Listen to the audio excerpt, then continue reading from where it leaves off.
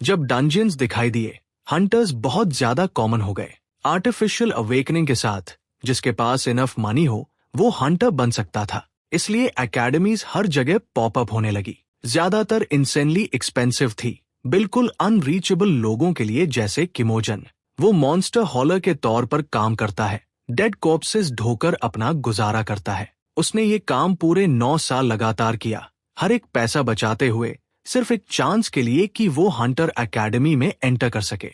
वो सपना एक ही पल में खत्म हो जाता है। हॉलिंग चेन स्नैप हो जाती है और एक मैसिव मॉन्स्टर कॉर्प्स उसके ऊपर गिर पड़ता है। वो हॉस्पिटल में जागता है, एक शैटर्ड लेग के साथ, एक ह्यूज मेडिकल बिल और उसकी पूरी सेविंग्स गायब। तभी अचानक उसका फोन लाइट अप होता है और एक नोटिफिकेशन आती है, एक ऐसी एकेडमी से जिसका नाम उसने पहले कभी नहीं सुना था, ट्रांसेंडेंट एकेडमी। प्राइस एग्जैक्टली उतनी ही होती है जितना पैसा उसके पास बचा है। खोने को कुछ नहीं होने की वजह से सियोजन साइन अप कर देता है। ट्रांसेंडेंट एकेडमी किसी नॉर्मल हंटर एकेडमी जैसी नहीं है। यहाँ डंजियन टैक्टिक्स या रैंकिंग थ्योरी नहीं सिखाई जाती। ये लोगों को ह्यूमन लिमिट से आगे जाने की ट्रेनिंग देती है, जहाँ कोई हंटर नहीं पहुंच सकता। यहाँ कोई क्लासरूम्स नहीं है, सब कुछ उसके फोन के थ्रू चलता है और हर लेसन उसके करंट स्टेट के हिसाब से अडैप्ट होता है। उसका मेंटोर डेली ट्रेनिंग असाइन करता है जिसे स्किप नहीं किया जा सकता। एकेडमी को फर्क नहीं पड़ता कि वो इंजर्ड है, टायर्ड है या ब्रोक है। अगर वो मूव कर सकता है तो उसे ट्रेन करना ही होगा। सबसे पहले मेंटल ट्रेनिंग आती है, मेडिटेशन, जो उसके माइंड और बॉडी को काम रहने के लिए फोर्स करती है। उसका बॉडी जितनी जल्दी रिकवर होने लगता है, वो उसके डॉक्टर को शॉक कर देता है। सिर्फ कुछ ही दिनों में वो ऑलरेडी हील हो जाता है और घर जा सकता है और फिजिकल ट्रेनिंग शुरू करता है। शुरुआत में basic exercises, pushups, squats, running, उसे ये सब रोज रिपीट करना होता है। एकेडमी सिर्फ परफेक्ट मूवमेंट्स काउंट करती है, स्लॉपी रेप्स यहाँ एग्जिस्ट ही नहीं करती। लेकिन वो सिर्फ ट्रेन ही नहीं कर सकता।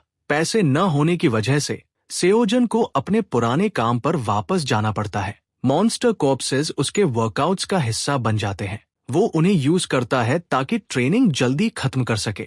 डे बाय डे वो स्ट्रॉन्गर होता जाता है। सेओजन को शुरू में नोटिस नहीं होता, लेकिन वो ऑलरेडी ह्यूमन रेंज से बाहर स्टेप कर चुका होता है। और ये तब काम आता है जब एक दिन एक मॉन्स्टर कॉर्प्स जिंदा निकल आता है। वो रोर करता है और खड़ा हो जाता है। ग्रेहेड फेला अपने दोस्त से कहता है कि भाग जा और खुद को बचा ले। हमारा गाय रियलाइज करता है कि उसका दोस्त श्योर शॉट मर जाएगा क्योंकि उसकी हार्ट बीट तेज हो जाती है। एक नॉर्मल इंसान कभी मॉन्स्टर को डिफीट नहीं कर सकता और बिना मैजिक वाला अवेकन भी चांस नहीं रखता। और मैंटिका एक 4 स्टार थ्रेट है, यहाँ तक कि प्रो हंटर को भी स्ट्रगल करना पड़े। हमारा अवेकन डेस्परेटली आसपास हंटर्स के बारे में सोचता है और SEOU उसके माइंड में आती है क्योंकि वो अभी यही थी। लेकिन किम के पास टाइम नहीं है, उसका दोस्त उससे पहले मर जाएगा, इसलिए वो डिसाइड करता है कि वो उसे बचाएगा क्योंकि ये नाउ और नेवर है। हमारा गाय एक मेटल रॉड पकड़ता है और फुल स्ट्रेंथ से मैंटिका की तरफ लीप करता है। वो अटैक करता है, लेकिन मैंटिका डॉज कर लेता है और सेओजन इसे अपॉर्चुनिटी मानता है कि मैंचल को वहां से बाहर निकाले। ग्रेहेड फेला हेल्प करने की जिद करता है, लेकिन हमारा आदमी उसे बताता है कि ऐसा करने से दोनों मारे जाएंगे और उसे भागने को कहता है। हमारा अवेकन जानता है कि उसे ये अकेले करना होगा और डिसाइड करता है कि प्रो हंटर्स आने तक टाइम खरीदे।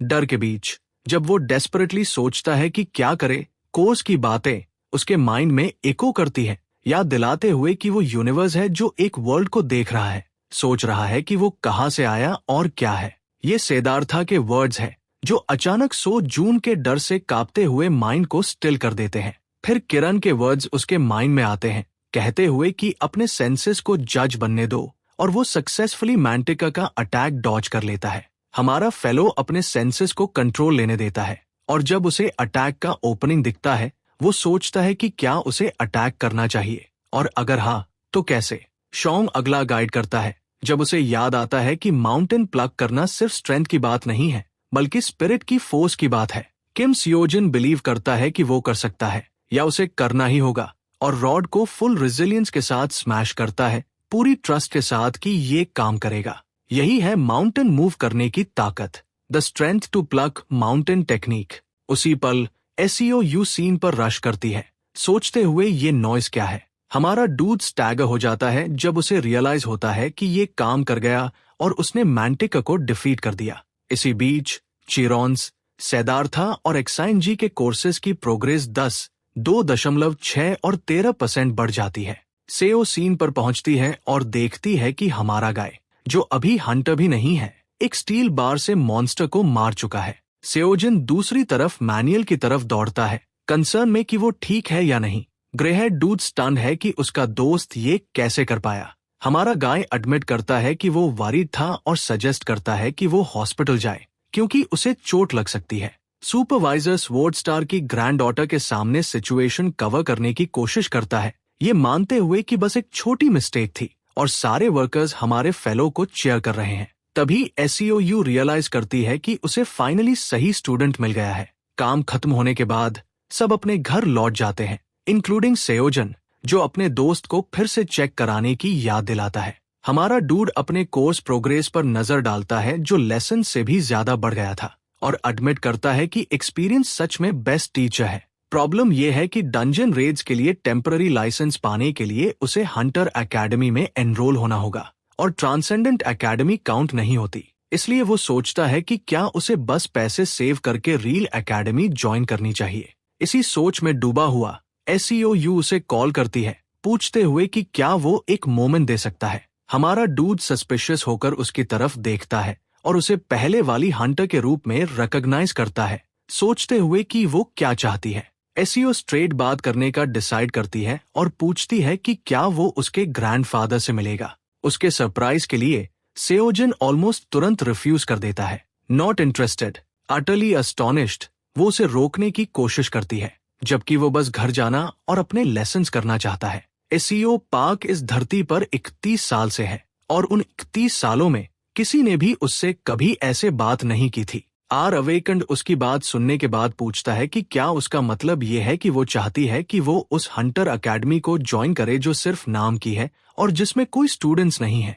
ये बात उसे सोचने पर मजबूर कर देती है कि ये बंदा आखिर है कौन जो अजीब एक्सरसाइज करता रहता है। और भले ही वो मैंटिकोर वीकन स्टेट में था, लगभग 2 स्टार थ्रेड के करीब, फिर भी ये फैक्ट चेंज नहीं होता कि उसने उसे आधा चीर दिया। ये डेफिनेटली दिखाता है कि उसे हंटर बनने में इंटरेस्ट है। सीओ क्लेम करती है कि उनके पास सब कुछ है, जिसमें ग्रेट फैकल्टीज वगैरह शामिल है, लेकिन बीच में ही कट हो जाती है जब सियोजन उसे बताता है कि उसे हंटर एकेडमी की जरूरत ही नहीं है। बी रैंक हंटर में डेस्परेशन बढ़ने लगती है और वो उसके ग्रैंडफादर को स्वॉर्ड स्टार टीचिंग ऑफर करती है।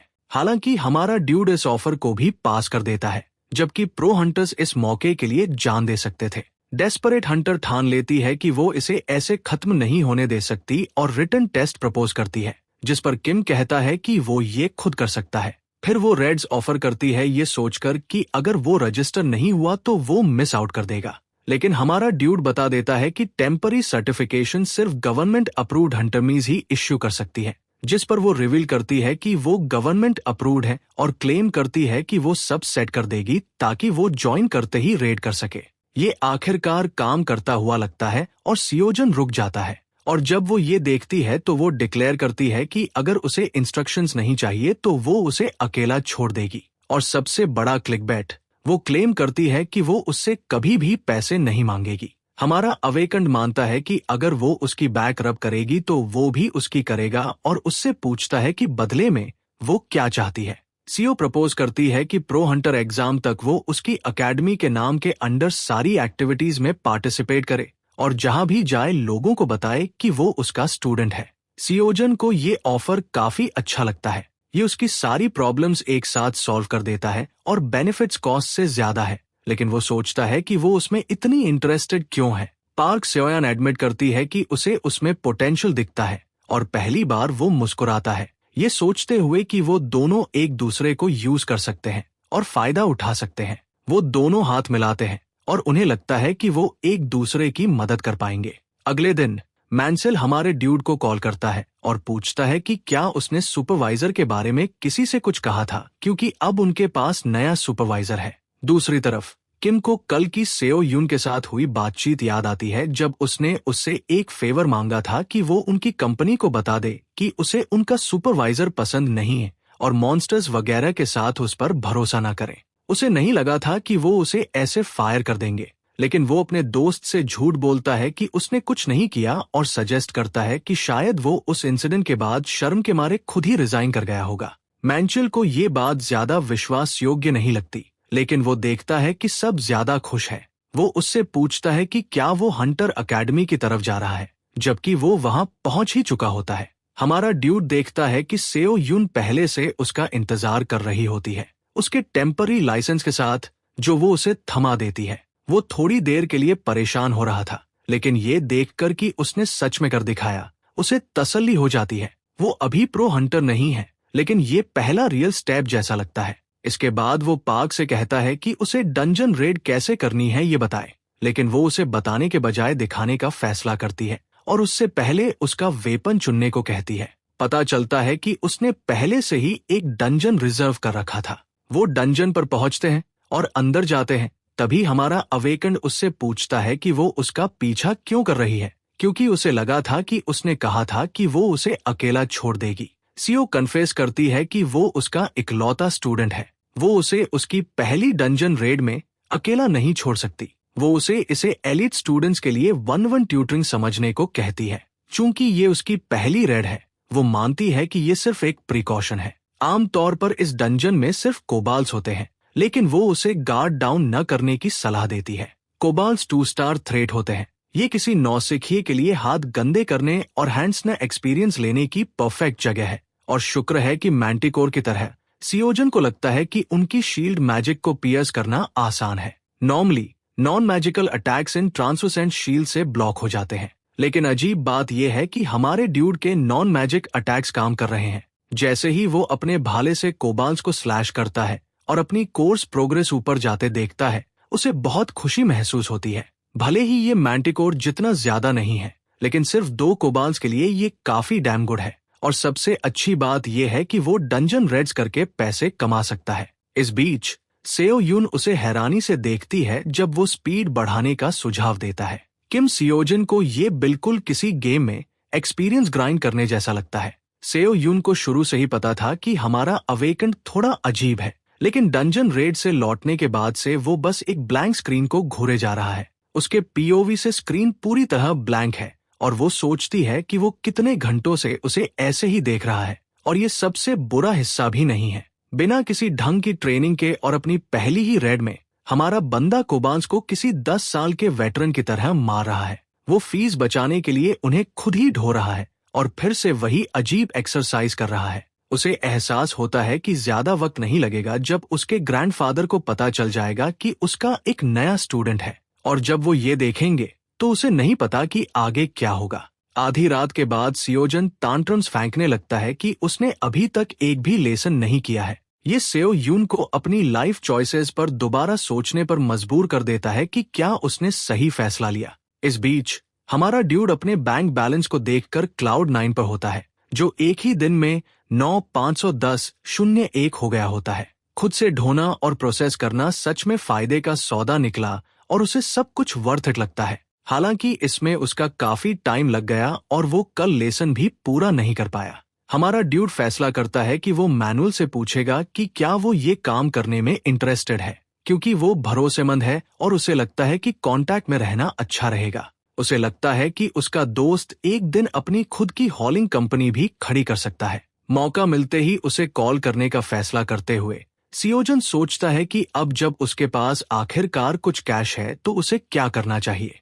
ज़ेब्रा क्रॉसिंग पार करते हुए वो सोचता है कि इसे सेव करे या किसी बेहतर चीज में लगाए। भले ही रेडिंग करना और पैसा कमाना सब बढ़िया है, लेकिन हमारा बंदा निराश है कि कोर्स प्रोग्रेस रेट वैसा नहीं है जैसा उसने उम्मीद की थी। उसे लगता है कि जरूर कोई तेज तरीका होगा और स्ट्रॉन्ग बनने का, बिल्कुल मंकी किंग जितना। अचानक उसे एहसास होता है कि पहले पैसे न होने की वजह से उसने उस कोर्स की बस एक झलक ही देखी थी, और अब जब उसके पास पैसे हैं वो बिना दूसरा सोचे उसे खरीदने का फैसला करता है। जैसे ही वो परचेज पर क्लिक करता है, कोर्स की फीस 27 बिलियन एक निकलती है। ये देखकर हमारा बेचारा बंदा सड़क के बीच में ही मेंटल ब्रेकडाउन कर लेता है, जबकि पास से गुजरते लोग उसे अजीब नजरों से देखते हैं। थोड़ा सुलगने के बाद वो तय करता है कि उस कोर्स की चिंता बाद में करेगा और अब गियर देखने का फैसला करता है। खुद से बुदबुदाते हुए वो सोचता है कि अगर कोर्स नोगो है तो कम से कम सही से इक्विप तो हो ही सकता है। ट्रांसेंडेंट मार्केटप्लेस ढूंढकर जैसे ही वो उसे खोलता है, पता चलता है कि यह ट्रेनिंग गियर सक्सेसफुल ग्रेजुएट्स द्वारा बेचा और बनाया जाता है। हमारा दोस्त तब ट्रॉमेटाइज हो जाता है जब उसे पता चलता है कि यहाँ सिर्फ एलिक्सिर, शील्ड ऑफ ईजिस और स्पीयर ऑफ लॉन्गस है, और ये सब मिथिकल आइटम्स हैं। भले ही ये रेप्लिका हो, फिर भी ये सारे मिथिकल आइटम्स हैं, वो भी सिर्फ ट्रेनिंग के लिए। सियोजन एक्सपर्ट नहीं है, लेकिन फिर भी वो समझ जाता है कि ये आइटम्स आम नहीं है। वो सोचता है कि अगर ये ग्रेजुएट्स हैं तो इसका मतलब है कि ये ट्रांसेंडेंस है, और अगर वो आराम से मिथ से बने ट्रांसेंडेंट क्राफ्टेड आइटम्स बेच रहे हैं तो वो बस वही लेने का फैसला करता है जिसकी उसे जरूरत है। स्पीयर ऑफ लॉन्गनेस चुनकर वो परचेज पर क्लिक करता है और सही प्राइस के लिए कर्मा कैलकुलेट होने लगता है। बाद में सियोजुन को एग्रेसिवली पुशअप्स करते हुए पाया जाता है। तभी सेओ यून उससे पूछती है कि क्या कुछ हुआ है। हमारा बंदा गिनती जारी रखता है और मान लेता है कि कीमत ज्यादा ही होगी। रेप्लिका होने के बावजूद ये इनवैल्यूएबल होगी। उसे पता था कि ये एक्सपेंसिव होगा, लेकिन 100 मिलियन का होगा ये उसने नहीं सोचा था। वो अच्छे से जानता है कि उसके पास कभी इतना पैसा नहीं हो सकता। हमारा अवेकंड ये समझकर सुलग जाता है कि आखिर में सब कुछ पैसे पर ही आकर रुकता है। वो स्पीयर के लिए 100 मिलियन भी नहीं दे सकता। वो सोचता है कि फिर मंकी किंग के कोर्स के लिए 27 बिलियन वो कभी कैसे जुटाएगा, और कंधे झुका लेता है। सेओ उसे आवाज देती है और पूछती है कि क्या वो ठीक है, और फिर उसे अकेडमी टूर्नामेंट के बारे में बताती है। सियोजन ने इनके बारे में सुना तो था, लेकिन डिटेल्स नहीं जानता था। पता चलता है कि ये हंटरमीज का टूर्नामेंट होता है जहां अनगिनत हंटरमीज ये देखने के लिए मुकाबला करते हैं कि वो कहां स्टैंड करते हैं। बी रैंक हंटर उसे कुछ पेपर्स देती है और कहती है कि वो इसे एक तरह से रैंकिंग सिस्टम मान सकता है। वो बताती है कि ऐसे बहुत सारे कॉम्पिटिशन्स होते हैं और अकेडमी टूर्नामेंट्स आमतौर पर डिवीजन 4 में आते हैं। अगर सियोजन टूर्नी में अच्छा करता है तो उसे हायर डिविजन्स में जाने का मौका मिलता है, और इससे अकेडमी की प्रोफाइल और ऑफिशियल रिकॉग्निशन बढ़ती है। अकेडमी अपने बेस्ट प्रोस्पेक्ट्स उतारने में कोई कसर नहीं छोड़ती। हमारा बंदा सोचता है कि क्या वो ये सब इसलिए कह रही है ताकि वो ड्रीम अकेडमी को रिप्रेजेंट करे। वो हामी भरती है और वो कैलकुलेट करता है कि अगर वो अकेडमी टूर्नामेंट में हिस्सा लेता है तो उसकी कोर्स प्रोग्रेस शायद स्काईरॉकेट कर जाए। वो इसे एक्सपीरियंस ग्राइंड करने का एक और तरीका मानता है, इसलिए सियोजन मान जाता है। और जब वो सेओ को हैरान देखता है तो उसे याद दिलाता है कि यही तो उनका डील था। वो उससे पूछता है कि टूर्नामेंट्स कैसे होते हैं, और वो बताती है कि एग्जैक्ट डिटेल्स पहले रिलीज नहीं की जाती, लेकिन स्कोरिंग डंजन रेड्स और सिंगल कॉम्बैट दोनों का कॉम्बिनेशन होती है। और अब जब वो इस बारे में सोचता है तो उसे एहसास होता है कि उसने अब तक सिर्फ एक मैंटिकोर और कुछ कोबाल से ही लड़ाई की है। उसने कभी किसी दूसरे स्टूडेंट का सामना नहीं किया, लेकिन अगर वो कॉम्पीट करने वाला है तो वो सही तरीके से करना चाहता है और सोचता है कि उसे स्पैरिंग पार्टनर कहाँ मिलेगा। तभी वो पीछे देखता है और पार्क सेउन को पाता है और उससे पूछता है कि क्या वो उसके साथ स्पार कर सकती है। आखिरकार वो स्पार करने के लिए मान जाती है, और हमारा बंदा इसे एक अच्छा मौका मानता है क्योंकि सेओ यून एक बी क्लास हंटर है, और इतना ही नहीं, एक बी क्लास जिसने फेमस स्वॉर्ड स्टार के अंडर ट्रेनिंग ली है। हमारे ड्यूड को नहीं पता कि वो खुद कहाँ स्टैंड करता है, लेकिन वो सच में ये जानने के लिए बेताब था कि वो असल में कितनी स्ट्रांग है। सेओ उससे पूछती है कि क्या वो श्योर है, उसे याद दिलाते हुए कि वो एक बी क्लास हंटर है। सियोजन उससे कहता है कि वो उस पर थोड़ा आसान रहे, और वो खुद को होल्ड बैक करने का फैसला करती है। हमारा बंदा उसकी तरफ दौड़ता है, और जैसा कि बी क्लास हंटर ने सोचा था, उसकी मूव्स बहुत ऑब्वियस है। वो फास्ट है, लेकिन उसका फुटवर्क क्लमजी है, और वो हर अटैक अपनी आंखों से टेलीग्राफ करता है। कोबाल्ट डंजन में उसने जो देखा था वो इम्प्रेसिव जरूर था, लेकिन वो मानती है कि स्टूडेंट तो स्टूडेंट ही होता है। उसे समझ नहीं आता कि वो इन अटैक से क्या करना चाह रहा है, इसलिए वो इसे खत्म करने का फैसला करती है। वो काउंटर अटैक करती है, लेकिन उसकी हैरानी का ठिकाना नहीं रहता जब हमारा अवेकंड एक मैजिकल स्ट्राइक को ब्लॉक कर लेता है, जबकि उसका वेपन उसके हाथ से उड़ जाना चाहिए था। उसकी तलवार उसकी गर्दन पर होनी चाहिए थी, और यही सब खत्म हो जाना चाहिए था। हमारा बंदा भारी सांस लेता है और कहता है कि अब होल्ड बैक ना करने का टाइम आ गया है। सेओ यून कंफ्यूज हो जाती है कि हो क्या रहा है, क्योंकि उसे सियोजुन के अटैक्स ज्यादा फास्ट और शार्प लगने लगते हैं। वो बिल्कुल एक अलग ही फाइटर जैसा है। इसी बीच कोस हमारे अवेकन के दिमाग में रिकॉल होता है। उसे गाइड करता है कि वो अपने अटैक्स को ऑब्वियस बनाए रखे, लेकिन साथ ही कुछ फेकआउट्स भी मिक्स करता रहे। यह एक्सप्रेस करता है कि इसे ऑब्वियस बनाने का पॉइंट हारना नहीं है, बल्कि अपने अपोनेंट को उसके ही आधे दिमाग का इस्तेमाल करके हराना है। हमारा फेला एक ऑब्वियस अटैक करता है ताकि सामने से ऑब्वियस डिफेंस आए और फिर रिकॉल का यूज करके नेक्स्ट अटैक को चेन करता है, जो एसईओ को ऑफ गार्ड पकड़ लेता है और उसे पाउंस करने और फाइनल ब्लो देने का मौका मिल जाता है। बी रैंक हंटर ये देखकर शॉक में चली जाती है और अनजाने में खुद को बचाने के लिए फुल फोर्स लगा देती है। उसे समझ नहीं आता कि ये क्या था, और जब वो हमारे गाय को दीवार से टकराकर खून उगलते देखती है तो पैनिक कर जाती है। सेओजुन उसे एश्योर करता है कि वो ठीक है और हंसता है क्योंकि उसे एहसास होता है कि वो हार गया है। एसईओ सोचती है कि क्या उसने सच में ये सोचा था कि वो एक बी क्लास प्रो और एक मियर स्टूडेंट की फाइट में जीत जाएगा। वहीं हमारा डूड ये एक्नॉलेज करता है कि प्रोज इसलिए होते हैं क्योंकि वो प्रोज है। उसके लिए ये मॉन्स्टर से लड़ने जैसा बिल्कुल नहीं था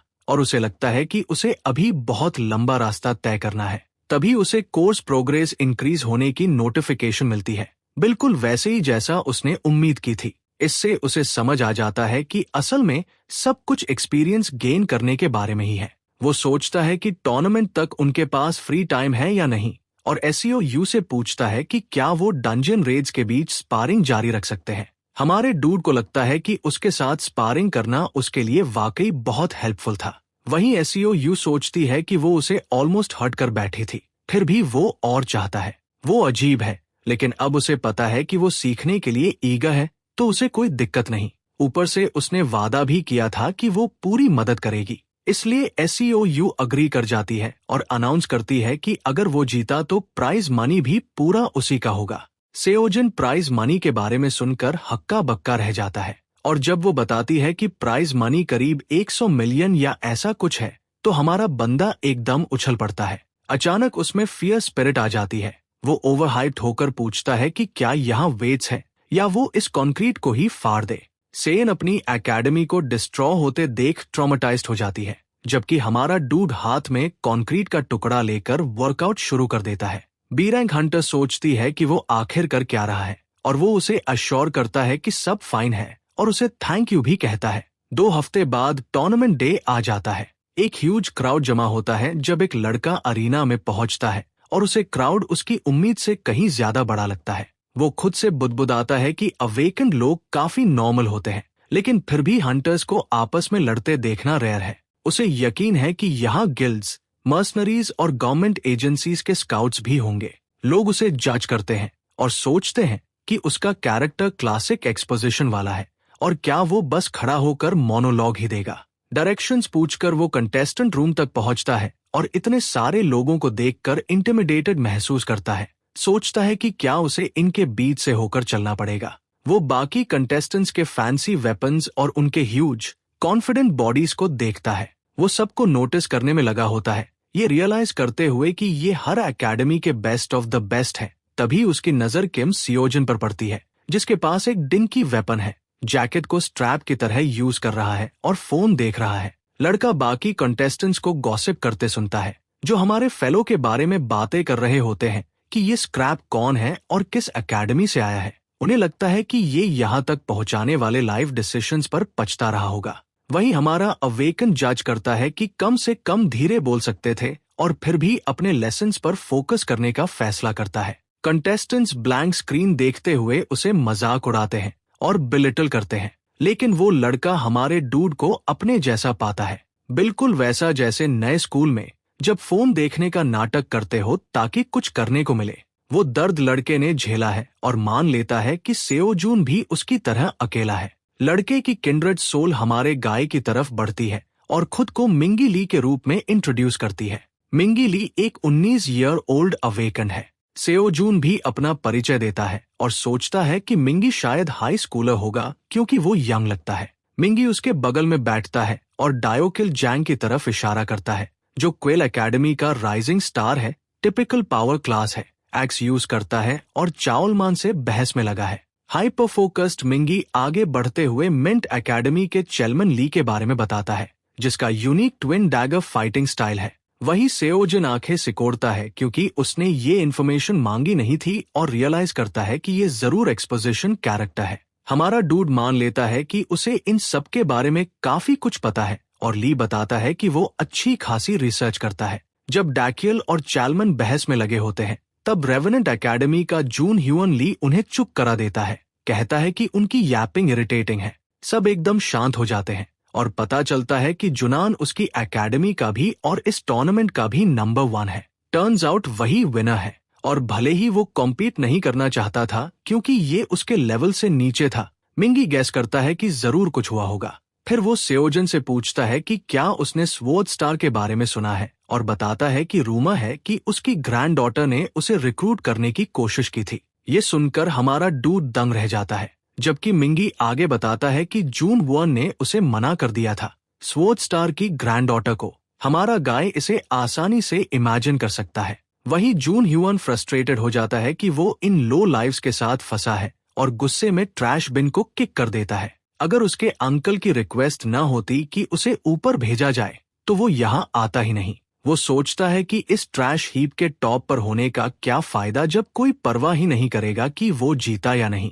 अगर उसे पता होता कि ये सब ऐसा निकलेगा तो वो SEOU का ऑफर एक्सेप्ट कर लेता। एक वर्थलेस एकेडमी ही सही, कम से कम वो स्वॉर्ड स्टार की ग्रैंड डॉटर तो थी। उसे लगता है कि वो उससे कुछ हासिल कर सकता था और फिर जब वो यूजलेस हो जाती तो छोड़ देता। तभी अचानक वो किम सियोजिन को अपनी तरफ घूरते हुए देखता है और सोचता है कि ये स्क्रब उसे क्यों देख रहा है। मिंगी हमारे गाय को बताता है कि जून ह्यून उनकी तरफ देख रहा है, जबकि वो खुद सोच रहा होता है कि अगर वो बंदा SEOU के लिए रिक्रूट करने लायक है तो उससे लड़कर उसे कितना कोर्स प्रोग्रेस मिलेगा। अनाउंस किया जाता है कि पहला राउंड जल्दी शुरू होने वाला है और सारे कंटेस्टेंट्स को रेडी होने के लिए कहा जाता है। SEOU ने पिछले 2 हफ्तों में चिरॉन्स और शियांग्स कोर्सेज पर 30% हिट करने की कोशिश की है। ऐसा नहीं है कि इससे वो इंस्टेंट स्ट्रॉन्ग हो गया, लेकिन हर कदम पर उसे फर्क महसूस होता है। बाकी लोग उससे ज्यादा एक्सपीरियंस हो सकते हैं, लेकिन वो गैप क्लोज कर रहा है।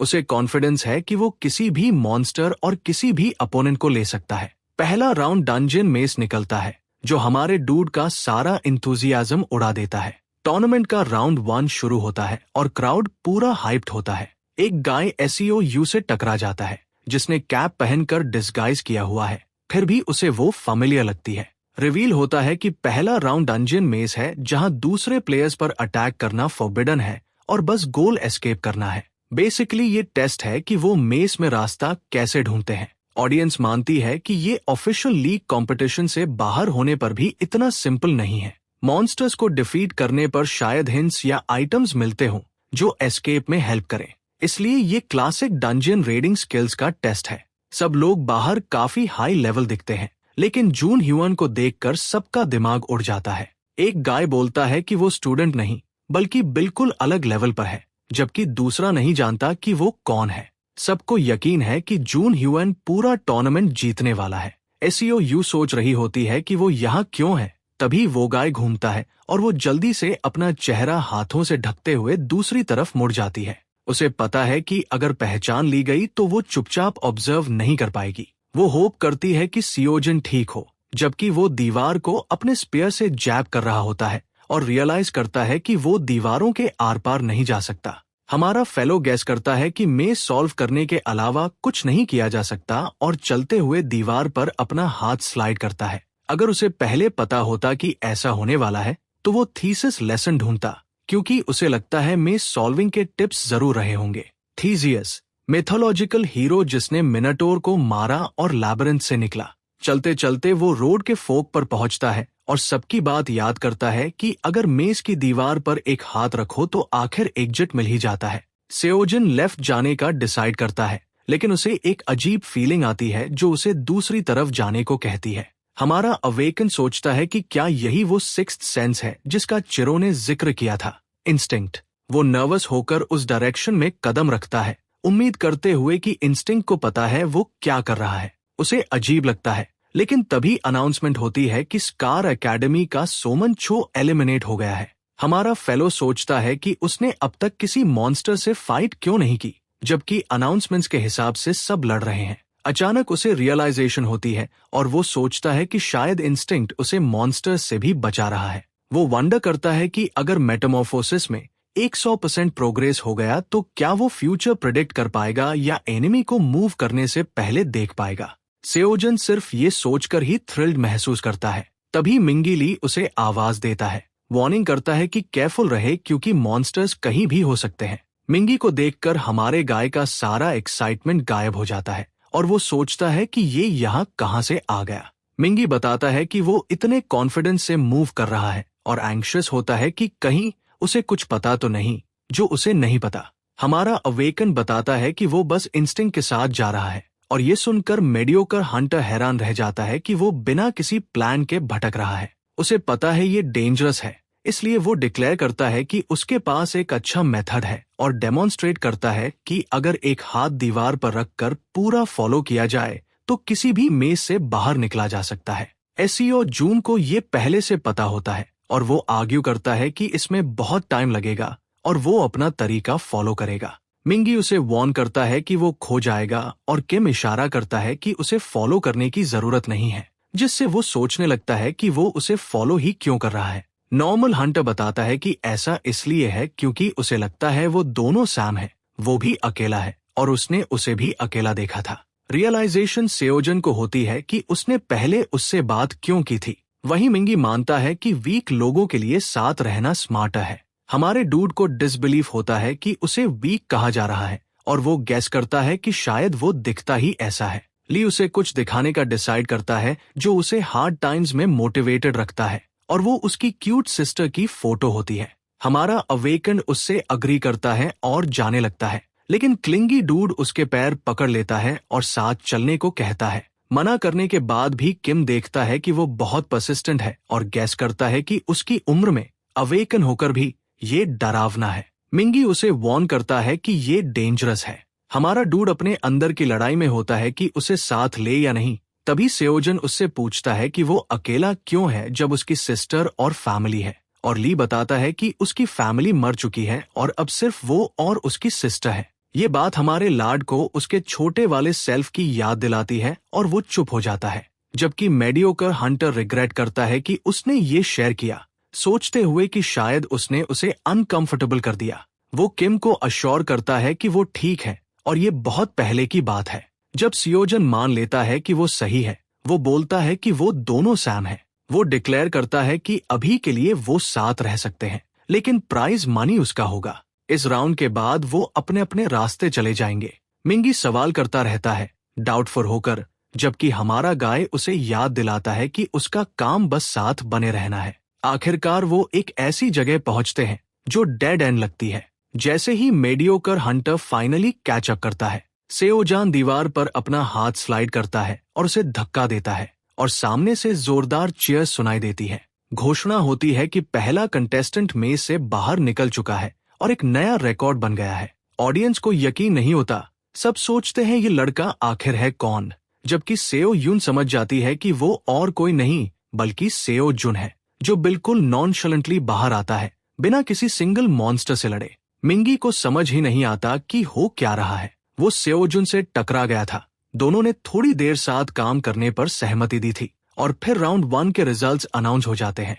हमारे अवेकन को फर्स्ट रैंक, मिंगी को सेकंड, जुन वुआन को थर्ड और आगे के नाम मिलते हैं। लोग केओस में पड़ जाते हैं जब देखते हैं कि फर्स्ट प्लेस ने मेज सिर्फ 27 मिनट्स में कंप्लीट कर लिया। सब बुदबुदाते हैं कि क्या ये पॉसिबल भी है और सोचते हैं कि ये किस एकेडमी से है। इससे भी ज्यादा सरप्राइजिंग ये है कि जुन हुआन ली को फर्स्ट के लिए शुइन माना जा रहा था और उसका सेकंड में भी न आना इनसे लगता है। जुन हुआन सेओजान के पास आता है, उसके ऊपर होवर करता हुआ बस उसे घूरता रहता है। हमारा लड़का रेड हेड डूड को पहचानता है और सोचता है कि ये उससे क्या चाहता है और ऐसी नजर क्यों है। किम कुछ बोलने ही वाला होता है कि जुन हुआन उसे काटते हुए कह देता है कि उसे नहीं पता वो क्या सोच रहा था और डिक्लेयर करता है कि हमारा लड़का बस लकी हो गया। लोग हंसते हैं और सियोजान का मजाक उड़ाते हैं, काश उन्हें भी ऐसी लक मिलती।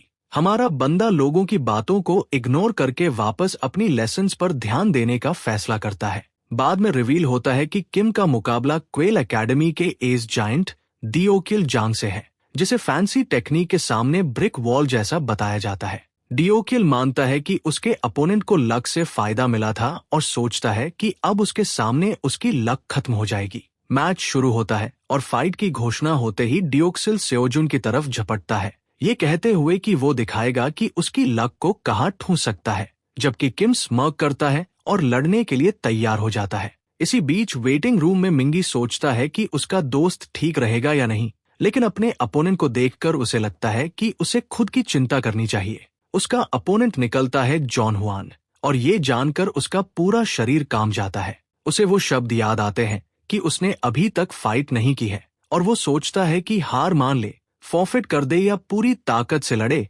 कौन जानता है क्या हो सकता है। ली अपनी मुट्ठियां भींच लेता है जब उसे एहसास होता है कि सिर्फ जुनान ही नहीं बल्कि डियो और चाओल मैन भी हैं, जो सब फेमस एकेडमी से हैं। उसे लगता है कि उनके जैसे लोगों के सामने कोई चांस नहीं रखता, और जब वो सोच ही रहा होता है कि फॉरफिट करने में देर तो नहीं हो गई, तभी वो अनबिलीवेबल देखता है। अनाउंस किया जाता है कि जो टूर्नामेंट अभी शुरू हुआ था उसका विनर पहले ही तय हो चुका है, और वो है ड्रीम एकेडमी का किम सियोजान।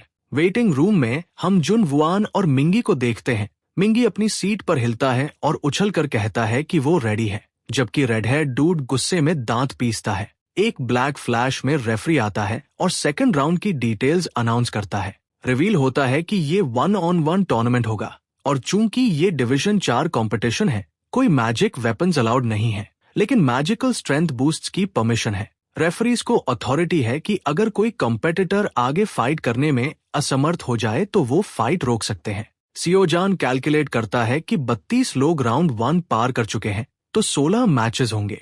वो ब्रैकेट्स के बारे में सोच ही रहा होता है कि एक प्लेयर रेफरी को बुलाकर फॉरफिट करने की बात कह देता है, जिससे वो स्टन रह जाता है। इसी दौरान सियो यून राहत की सांस लेती है, क्योंकि थोड़ी देर पहले उसने हमारे बंदे को बुलाया था और ऑलमोस्ट पहचानी जा गई थी। वो इतनी शॉक थी कि खुद को संभाल ही नहीं पाई, क्योंकि किसने सोचा था कि वो फर्स्ट आएगा। इसलिए बीरांग हंटर शांत होने के बाद वापस जाने का फैसला करती है। बैटिंग विंडो के पास बातचीत सुनकर उसे पता चलता है कि लोग सोच रहे हैं कि 32 लोग राउंड में गए थे, तो फिर सेमीफाइनल्स इतनी जल्दी कैसे आ गए। रिवील होता है कि बाकी सबने फॉरफिट कर दिया।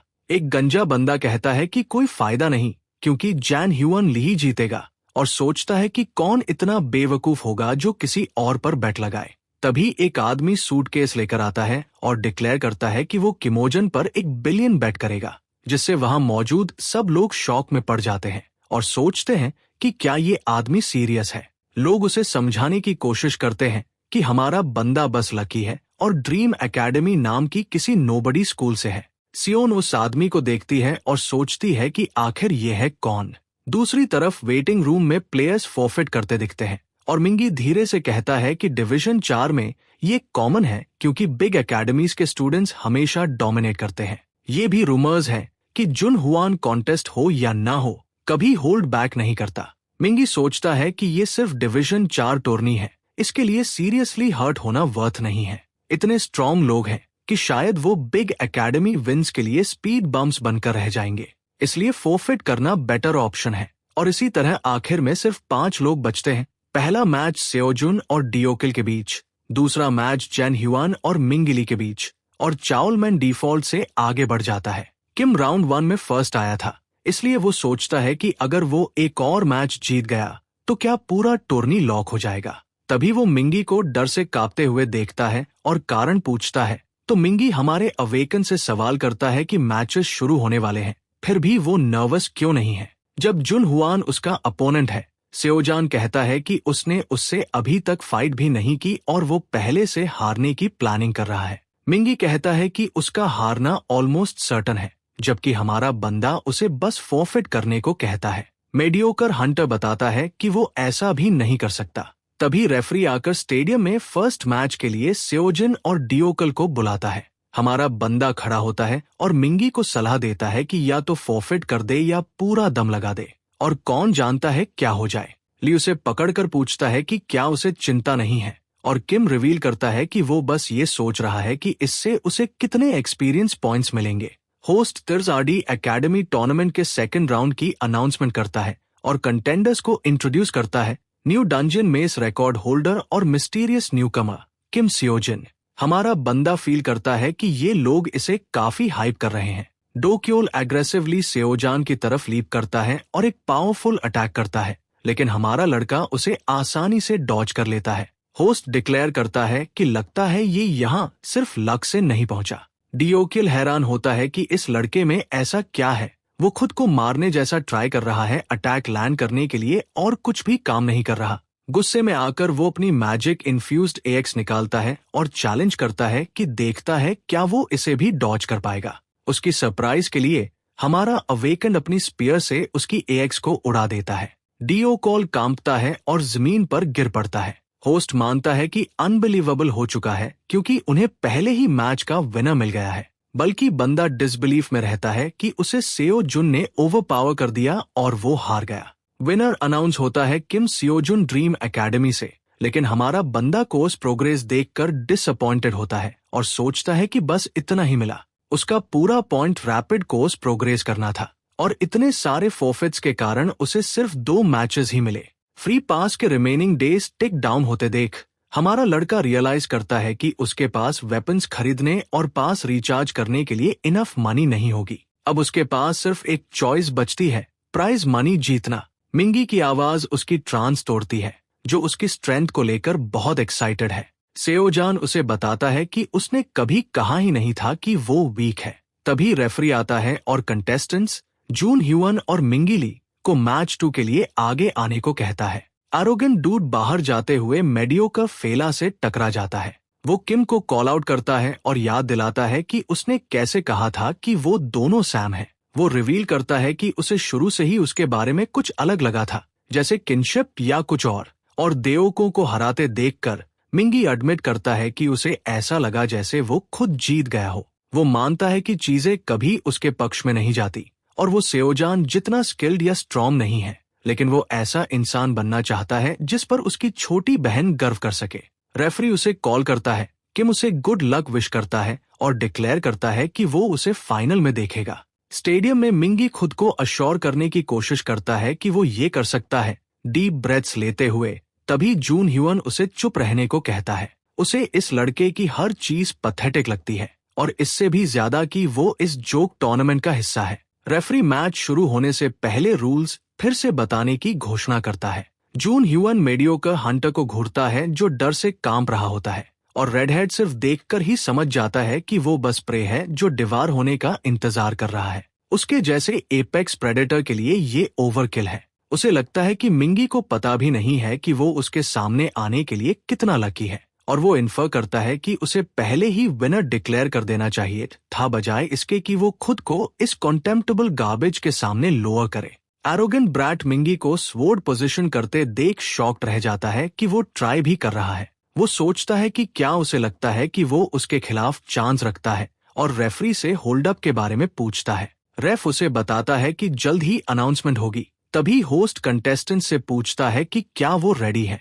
मैच शुरू होता है और यान ह्यूअन वाइल्ड प्रेडेटर की तरह रिलेंटलेसली मिंगी पर लीप करता है, जबकि मिंगी उसके अटैक्स के साथ कीप अप करने की कोशिश करता है। जून ह्यूअन इंटेंस होकर स्वॉर्ड के बैक से मेडियोकर फेला को मारता है और स्पिट्स करता है कि उसके जैसे इंसेक्ट्स को अपनी जगह पता होनी चाहिए। मिंगी घुटनों पर गिर जाता है, खून खांसते हुए सोचता है कि क्या ये खत्म हो गया। उसे रियलाइजेशन होती है कि वो उसके सामने बिल्कुल मैच नहीं है। जीत या हार के बारे में सोचना तो दूर की बात है।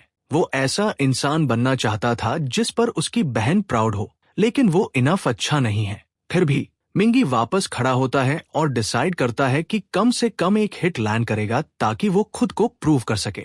आखिर में रेवेनेंट एकेडमी का जून ह्यूअन ली विनर होता है, जो किसी के लिए सरप्राइज नहीं है। लोग उसके बारे में बुदबुदाते हैं, जबकि वो कट चीक के साथ ब्लैंक फेस्ड खड़ा रहता है। रेडहेड डिसबिलीफ में होता है कि एक लूजर उसे हिट कर पाया और वो लोगों को ये कहते सुनता है कि ऐसे लूजर के खिलाफ तो आसान होना चाहिए था, और वो गेस करते हैं कि ली इतना बड़ा डील नहीं है। जून ह्यूअन इन्फ्यूरिएटेड हो जाता है कि लोग उसे डाउन प्ले कर रहे हैं और वो फोर्फिट डिक्लेयर कर देता है। ये कहते हुए वो मिंगी को हिट करता है और बोलता है कि इस गटर ट्रैश टूर्नामेंट में और गोदम फेलियर्स की इस डिवीजन में होना इंसल्ट है। रेफरी उसे रोकने की कोशिश करता है और वार्न करता है कि मैच खत्म हो चुका है और अगर वो नहीं रुका तो उसे डिस्क्वालिफाइड कर दिया जाएगा। जून ह्यून याद दिलाता है कि उसने ऑलरेडी फॉरफिट कर दिया है और पूछता है कि क्या वो ही अकेला है जिसे हंटर्स का कॉस्प्ले करते इन कॉकरोचेस से डिस्कस्ट नहीं हो रहा। वो मिंगी के सिर पर पैर रखता है और उसे क्रश करता है। तभी सेओजान सामने आ जाता है और उसे अपनी स्पीयर से हिट करने की कोशिश करता है। हमारा बंदा फाइनल तक होल्ड ऑफ करने वाला था, लेकिन उसने गैस किया कि वेट नहीं किया जा सकता क्योंकि जुनान को अपना लेसन सीखना जरूरी है। सेओजान जुनान से कहता है कि मिंगी के सिर से अपना पैर हटाए, लेकिन वो और जोर से क्रश करता है और पूछता है कि अगर वो नहीं हटाना चाहे तो क्या। हमारा अवेकन अपनी स्पीयर फ्लिंग करता है। उसे तुरंत पीछे हटने पर मजबूर करते हुए वो मिंगी को चेक करता है। ली उनका मजाक उड़ाता है, उन्हें 2 पीज इन अ पॉड कहकर और फेक इमोशनल एक्ट करता है। किम बोलता है कि उसकी जिंदगी में सच में कुछ बहुत गलत हुआ होगा जो उसे लगता है कि लोगों को कुचलना ठीक है। जून ह्यून रियलाइज करता है कि वो समझ ही नहीं रहा और क्लैरिफाई करता है कि वो उन दोनों में से किसी जैसा नहीं है और उसे यहाँ होना इंसल्टिंग लगता है। हमारा बंदा कहता है कि उन्हें भी यहाँ होने का उतना ही हक है जितना उसे, लेकिन एरोगेंट ब्रैड को ये नॉनसेंस लगता है कि सब इक्वल है और लाइफ फेयर है वगैरह। वो उससे पूछता है कि क्या उसे लगता है कि सिर्फ बेस्ट ट्राई करना इनफ है। सार्कास्टिकली पूछता है कि क्या वो इसके लिए मेडल चाहता है। ऑडियंस बैफल्ड हो जाती है कि ये सब क्या चल रहा है और रेफ्स या कोई इसे क्यों नहीं रोक रहा। मीनवाइल एक रेफ आर्ग्यू करता है कि उन्हें रोकना चाहिए। तभी दूसरा उसे बताता है कि हायर अप्स ने उन्हें होल्ड बैक करने का ऑर्डर दिया है। एसईओ को सेओजन की चिंता होती है, जबकि जून ह्यून हंसता है और पूछता है कि क्या उसे सच में नहीं पता दुनिया कैसे काम करती है। वो कहता है कि अगर वो चल रहा है और किम उसके रास्ते में आ गया तो वो कुचल दिया जाएगा। यही नेचुरल ऑर्डर है। उसे लगता है यही इंसेक्ट्स के साथ होता है। ये सुनकर हमारा अवेकन हिल जाता है क्योंकि वो भी पहले यही सोचता था। 9 लंबे साल प्रो हंटर बनने की तैयारी, बस दीवार पर दीवार से टकराना, न पैसा न कुछ। सेओजन चाहे जितनी मेहनत करे, उसकी बेस्ट एफर्ट्स भी बस उसे डूबने से बचाती थी। आगे वो कहीं नहीं पहुंचा। उसके लिए इम्पॉसिबल ड्रीम्स से चिपके रहना सबसे पैथेटिक था। अनगिनत बार उसने खुद से कहा कि अभी छोड़ दे। सोचता रहा कि क्या वो कभी बन पाएगा। वो डिल्यूजनल था क्योंकि रियलिटी का सामना करना डरावना होता है, और फिर भी उसे ये सब सुनना पड़ा। सेओजन को फर्क नहीं पड़ता कि जून वुन उसके लिए जगह कहाँ सोचता है और वो उस पर झपटता है। रेफ बीच में आने की कोशिश करता है लेकिन देर हो चुकी होती है। रेडहेड डूड साई करता है, सोचते हुए कि वो सच में पागल हो गया है। एक इंटेंस फाइट होती है और किम रियलाइज करता है कि वो स्ट्रॉन्ग है और अब समझता है कि लोग उसे इतना हाइप क्यों कर रहे थे। उसने कभी डाउट नहीं किया था कि वो डीकेल को हरा देगा, लेकिन अब उसे डाउट हो रहा है। हमारा अवेकन नेगेटिव थॉट्स झटक देता है, जानते हुए कि ऐसे सोचकर टाइम वेस्ट नहीं कर सकता। इसलिए वो फ्लो के साथ जाता है और इंस्टिंक्ट फॉलो करता है। नतीजतन सियोजुन अपनी स्पीयर से जुनान को हिट कर देता है, जबकि रेफ उन्हें रोकने की कोशिश करता है। एरोगेंट बास्टर्ड जानता है कि वो प्रेडेटर है, प्रे पर रेन करता है, लेकिन सियोजुन की आंखें उसे चीरती हुई देख वो स्कॉफ करता है। वो सोचता है कि ये वीकलिंग प्रेडेटर जैसी आंखें कैसे रख सकता है, फिर गैस करता है कि कोई भी लुक मिमिक कर सकता है। हमारा बंदा जून वैन का अटैक ब्लॉक कर लेता है और लगता है कि लड़ाई के साथ साथ वो बेहतर होता जा रहा है। रेडहेड डूड सोचता है कि क्या वो इमेजिनेशन है या वो सच में बेटर हो रहा है, जैसे किसी कब से रेसलिंग करना जो लाइन बनता जा रहा हो। ली के लिए लास्ट स्ट्रॉ ये होता है कि सियोजन उसे फेंड ऑफ कर देता है, इसलिए वो गुस्से में ऑरा स्वॉर्ड निकाल लेता है। ऑरा स्वॉर्ड देखकर हमारा बंदा जान जाता है कि वो इसे रोक नहीं पाएगा, मैजिक के बिना नहीं।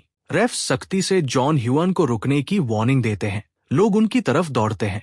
सियोजन जानता है कि उसे पूरी ताकत से डॉज करना होगा, भले ही उसका दिमाग कह रहा है डॉज करो, वो करना नहीं चाहता। जैसे इसे डॉज करना उसके अब तक के सारे एफर्ट को फेंक देना होगा। उसी पल हमारे अवेकन के दिमाग में शंग वायु के वर्ड्स गूंजते हैं। उसने कहा था कि उसके एक स्टूडेंट ने पूछा था कि अगर फाइट पहले से हार चुके हो तो एनिमी कैंप में अकेले क्यों घुसे।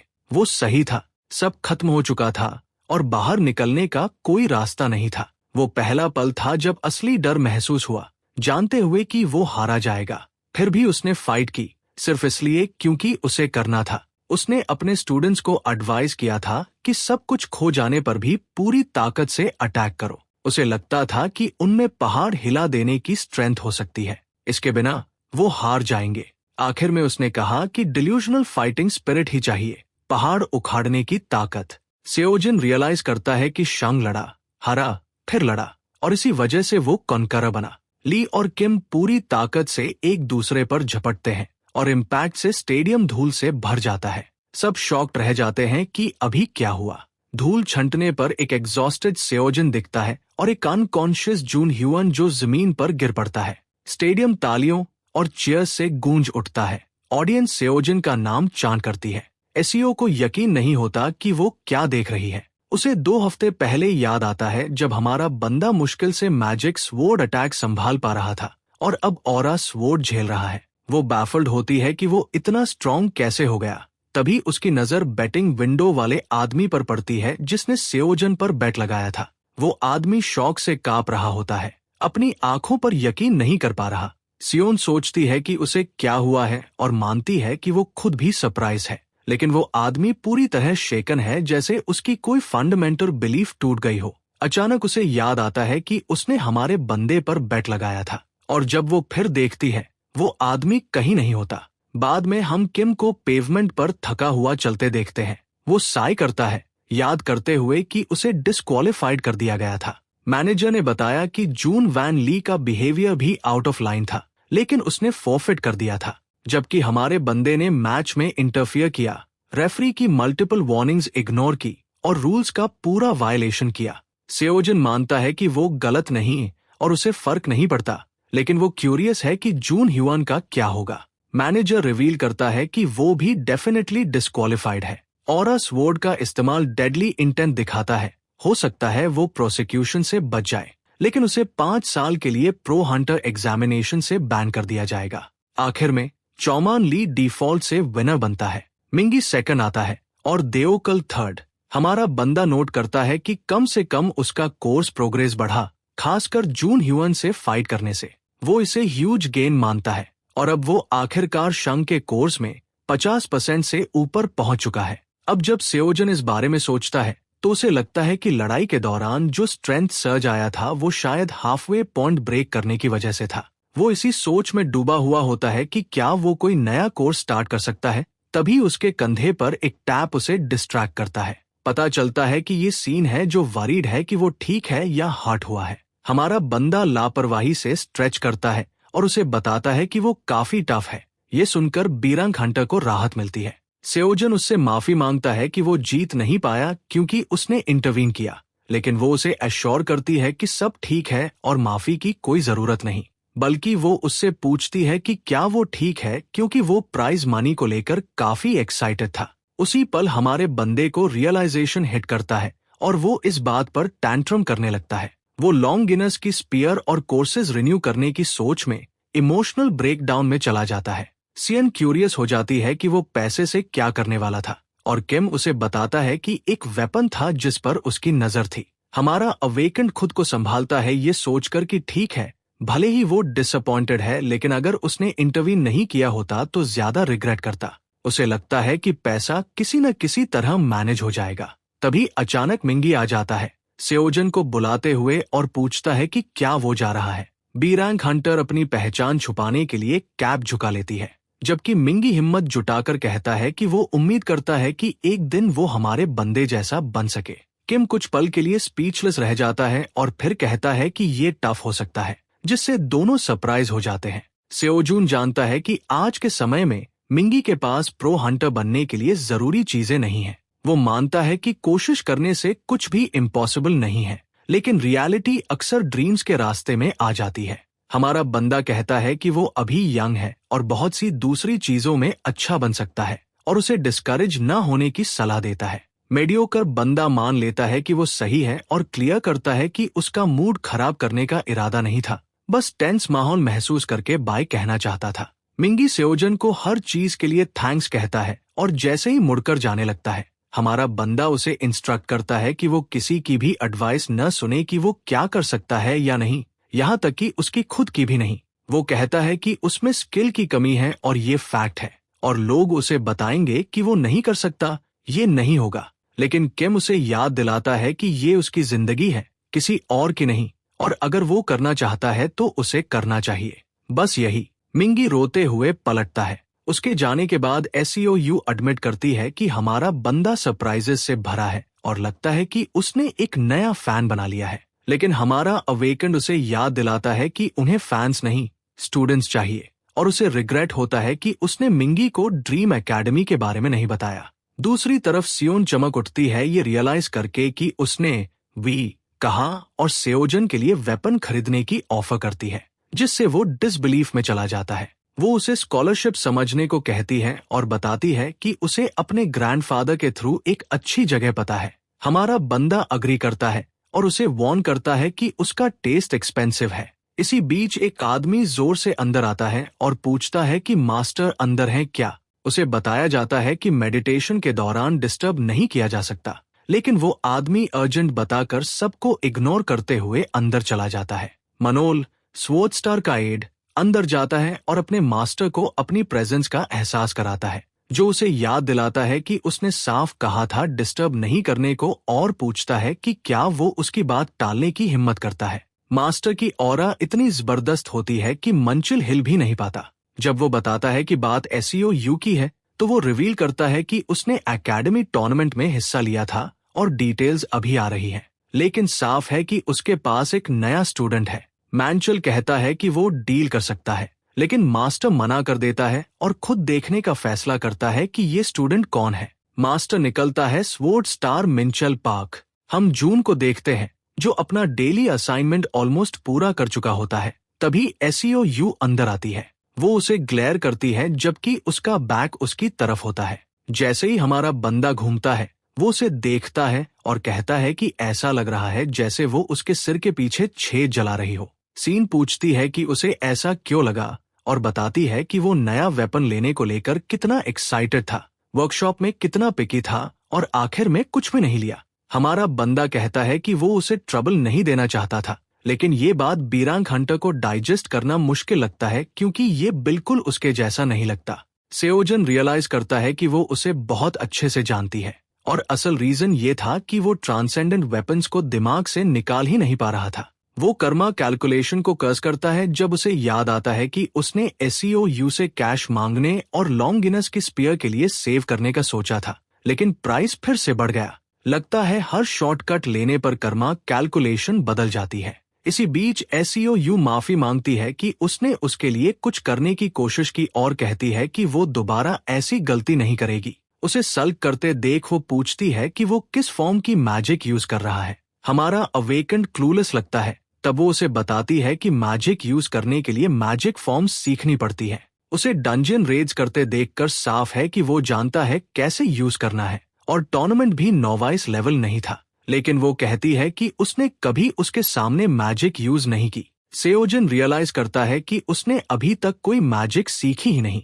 मैजिक फॉर्म्स दरअसल मैजिक यूज करने की टेक्निक्स का कलेक्शन होती है। हर किसी की अपनी मेथड्स होती है, बेसिक से लेकर एडवांस तक। हर हंटर एकेडमी अपनी पेटेंटेड मैजिक फॉर्म्स सिखाती है। हमारा बंदा याद करता है कि फेमस एकेडमी जाने के लिए सेव करने की एक वजह यही थी। वो SEOU से पूछता है कि क्या वो यहाँ स्वॉर्ड स्टार मैजिक सिखाती है, लेकिन वो लगभग तुरंत मना कर देती है, कहती है कि ये स्ट्रिक्टली फॉरबिडन है। सेओजुन गेस करता है कि अगर ऐसा होता तो यहाँ बाहर लाइन लगी होती। फिर भी बीरैंक हंटर उसे अपनी बनाई हुई मैजिक फॉर्म सिखाने की ऑफर देती है। ये सुनकर हमारा बंदा शॉक्ड रह जाता है, जबकि SEOU कहती है कि उसे टीचिंग मेथड्स में हमेशा इंटरेस्ट रहा है और पूछती है कि वो इतना सरप्राइज्ड क्यों लग रहा है। किम हकलाते हुए मानता है कि वो कूल है, लेकिन अंदर से वो जानता है कि शायद वो स्वॉर्ड स्टार लेवल का नहीं है। फिर भी उसे पता है कि मैजिक फॉर्म्स हंटर्स के लिए जरूरी होते हैं, और जून ह्यूअन से लड़ाई ने साफ कर दिया कि मैजिक न जानना कितना बड़ा डिसएडवांटेज है।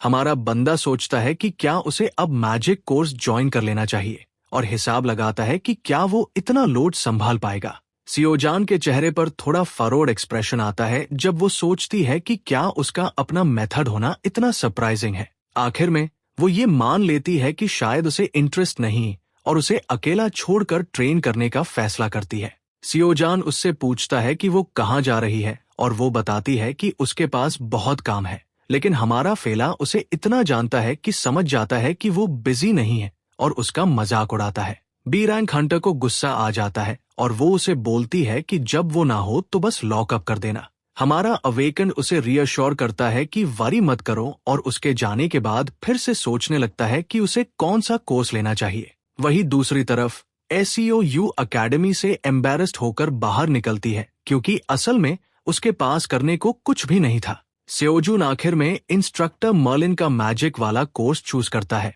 जहां वो बताता है कि दुनिया को कॉज एंड इफेक्ट के स्ट्रिक्ट रूल्स कंट्रोल करते हैं, लेकिन फिर भी ऐसे मेथड्स एग्जिस्ट करते हैं जो उन रूल्स को फ्लिप और ट्विस्ट कर सकते हैं, और वही मैजिक है। हमारा बंदा सिर हिलाता है और मर्लिन की बात समझने की कोशिश करता है, लेकिन वो इतना लॉस्ट है कि उसे ये सिद्धार्था के कोर्स जितना ही खराब लगता है। जब मर्लिन समझाना बंद करता है और स्टूडेंट्स को खुद ट्राई करने के लिए एनकरेज करता है, तभी एक डेली असाइनमेंट का नोटिफिकेशन पॉपअप होता है और सेओजन डिसाइड करता है कि वो ट्राई करेगा। उसे लगता है कि कैरिन के लेसन्स की वजह से ये डूएबल होना चाहिए। हमारा बंदा मैजिक सेंस तो करता है, लेकिन उसे समझ नहीं आता कि उसे शेप कैसे करे। सोचते हुए कि कहीं वो गलत अप्रोच तो नहीं कर रहा, उसे मर्लिन के वर्ड्स याद आते हैं कि मैजिक असल दुनिया और इमेजिनेशन की दुनिया को कनेक्ट करने के बारे में है। इंस्ट्रक्टर उसे बताता है कि जो वो अपने माइंड्स आई में देखता है, उसे बाहर की दुनिया में पुल करना है और रियलिटी पर अपनी विल इम्पोज करनी है। यही है वो ऑसम पावर जो नथिंग से समथिंग बनाती है।